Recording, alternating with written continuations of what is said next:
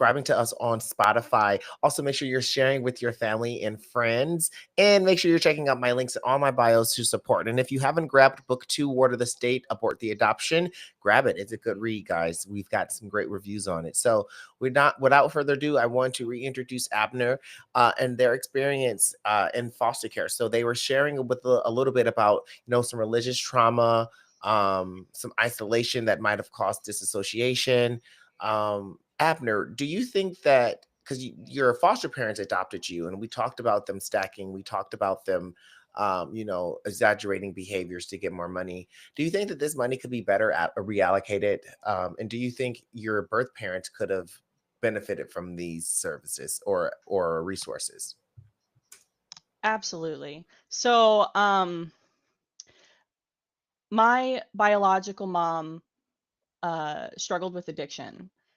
And I think for a lot of kids in foster care, that's pretty typical. I feel the money that we are giving to foster parents outside of very extreme situations where there is severe abuse happening, I feel that money could be reallocated to the families, to the biological families, to be able to help with rehab or therapy, or a lot of people turn to drugs simply because they don't know how to cope with their own traumas. So I'm a huge advocate of therapy. I have been in therapy um, since I was in the military. That's something I continued to have. I fought to get a therapist instead of be on medication, and now when I'm outside of it, the VA thankfully still pays for me to have therapy, and I go see a therapist every week, and I have for years. I think it is incredibly important for people to have that, and so I feel that money would be way better reallocated to helping for mental health uh, resources, and even if it's not drug related, if it's just because some people can't make enough money, why are we taking their kids away and giving them to a, another family to give them money? Just give the biological family the money. Instead, they need help with bills, they need help with groceries, whatever it is. That money can be used so that way they can stay with their family and be more stable. They just need help. They don't need their kids ripped away from them just because they're struggling.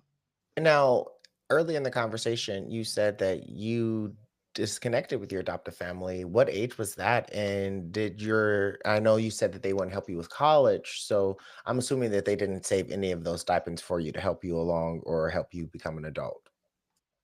No, as I turned 18, they didn't give me anything. They took, the cell phone that they had given me, they took that away. They had bought me a car when I was 17, so that way I could go to work. They took that away. Funny little anecdote, it blew up on them 2 weeks after they took it away from me, so that was really fun to hear about, afterwards. Um, and, sorry, let me get back on my train of thought. Very Yeah, sorry. your adoptive parents after your did they pay Yeah. you anything for They you? did not. Yeah. They paid me nothing. They gave me nothing. They literally just that I was able to pack my clothing and get out of the house. The day that it happened was the day that I asked for them to co-sign a loan for me to go to college. Um, my mom said that she would have to wait until our dad got home so she could talk about it with him. And then very quickly, actually, it devolved from there. She didn't even wait. She kept barging into our room afterwards to just nitpick something with me and my sisters. I don't like swimming. She really wanted to go swimming, and so when she barged into the room and she's like, "I want to go swimming. I know Abner doesn't want to go swimming, but do you two want to go swimming?" And I was like, "I'm Mom. I'm just trying to get some loans. Like that's what I'm trying to do. I'm." And eventually she said that she needed me private and told me that I needed to either get my act together or leave. And after it was a longer conversation than that, and she made some very specific points. And it was just one of those moments where I realized like she does not love me, she does not care about me, and if I continue to stay here, this is just going to be more of the same. And so I decided I've been homeless before. I've lived in cars before. I've slept on the streets. I've dumpstered before. I'll do it again without her. Yeah. Um, and so I said, I think I'm gonna leave. And her jaw dropped. She's like, you can't be serious. And I said, I'm gonna leave. And I asked her, I was like, do you want me out? And she said, right now. So I called my best friend. I said, I need you to come pick me up, gathered all my stuff. She gave me nothing. I actually left a few things there on accident, and I was not allowed to return to get them. My siblings were no longer allowed to talk to me. They would, of course, sneak a couple of messages here and there, but they would get found out and they'd get grounded, and it was a whole thing. I found out she was still hitting my siblings, and I tried to report her to CPS, but of course, there was never um, a That sounds a lot like my situation, but I was what's the like word? 15 when it happened with my siblings. Evidence Hmm. or whatever. They just don't care, Yeah, honestly. there's never evidence. Paper trail, that's the word. Yeah, they don't. There was never a paper trail. And so which is funny because I remember them telling, and actually I told you on the live when I was a guest, like, I remember very clearly them telling my caseworker that they do hit, that they do spank us. And my caseworker with her big old key ring in her hand just shoved her fingers into her ears and said, la la la, I don't hear you. I can't, you can't, they can't stay here if you spank them. And so um yeah, the caseworker knew, but when I became 18 and was ready to finally, address the issues, there was no paper trail. And so it was the start of a paper trail, but I was already out of the house at that point. So there could no longer continue to be one other than I said it the one time and I'm not with them anymore. So I have no And evidence of have any you seen future them times or that happens. have you seen or spoken to them since? Um she reached out to me um months later to apologize. I listened to her apology. It was very, she wanted my forgiveness just so she could feel better about herself. And I told her I forgave her.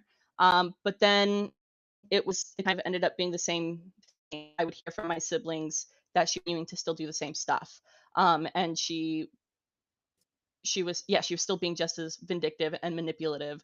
Um, so I cut ties with her. I didn't want, she still tries to reach out every now and then, and I just have no interest in continuing a relationship with someone who's only ever going to apologize so that way they can feel better and not actually change their behavior. um so no, I don't keep in contact with my adopted family, Listen, maybe sometimes no and I don't contact keep is the in, best contact. it is, I've been it's been a lot less stressful not having them around. um they did actually make my life a little bit harder when I was trying to join the army because I needed their information to fill out paperwork. And I was in the recruiter's office and I called up my dad to get some information from him, and he pretended like he didn't know who I was. And I was like, Mm-mm-mm. your child, Abner, your child, like, and he's like, don't know who that is, and hung up on me. And it wasn't Are until you the FBI had to serious? go to them because I was, yeah, the FBI had to go to talk to them so that way I could get a top secret clearance for the job I was going to do in the military. And then all of a sudden they changed their tune, and I'm a wonderful child. They're so proud of me. They can't believe I'm doing this, and like it was so fake. That's crazy. That's crazy. Well, Hmm. Abner, I appreciate you coming onto the show and sharing. It's so crazy how much a lot of adoptees' experiences are so similar, especially with religious trauma. And then, Hmm. with crazy adoptive mothers, it's always the mothers usually. I don't know why. But I really appreciate you. I always ask every guest this: what's one piece of advice that you would give a foster youth or an adoptee? What's one piece of advice you would give them if you were speaking to them with your lived experience now? My advice to them would be to search out for your own community. Find the people who actually do uplift you and support you and encourage you, and stick with them. They don't have to be your adopted family, they don't have to be your biological family. Whoever it is that is showing you love and care and concern, stick with them. I love that. I love that. Well, Abner, thank you so much for coming on the War to This Day podcast and sharing your lived experience as an adoptee. I hope that you continue to shine your light and continue to find out who you are and do things that make you happy, like you're saying, and figuring out what your life is going to look like even for now in the future. So thank you so much for being here. Thank you. Can I say just one more really quick thing? Sure, go ahead. Yeah. On the identity part, I did end up figuring out my morals, values, and ethics, and I'm living by them a lot more now. I love that. It turns out, thank you. It turns out I was a trans agender kid, uh, pansexual, which never would have been allowed in that household. I remember actually having a lot of argument about homophobia.